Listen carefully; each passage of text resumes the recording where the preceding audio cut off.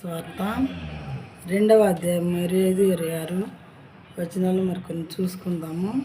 లూకాసు వార్త 2వ అధ్యాయము 25, 26. యెరూషలేము నందు సిమియోను అను ఒక మనుషుడు ఉండేను. యెరూషలేములో సిమియోను అనే ఒక మనుషుడు ఉన్నాడంట.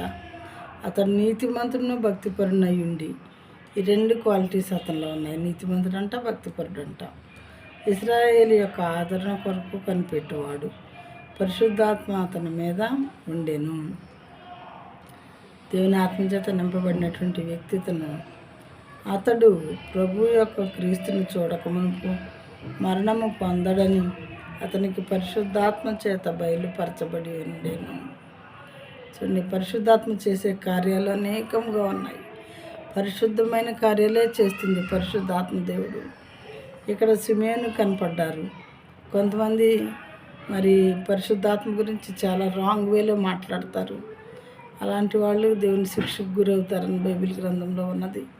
ప్రియమైన వారులారా, దేవుని గురించి ఏమన్నా తప్పుగా మాట్లాడినా ఆయన క్షమిస్తారు, కానీ పరిశుద్ధాత్మని గురించి మాట్లాడితే క్షమాపణే ఉండదు అని చెప్పబడింది బైబిల్ గ్రంథంలో. అయితే ఈ సిమియోను అనే ఆయన దేవుని చూడకముందు, క్రీస్తు ప్రభుల వారి లోకంలో పుట్టాక ఆయన చూడకముందు నువ్వు చనిపోవు అనేటటువంటి ప్రవచనం కలిగినటువంటి వ్యక్తి.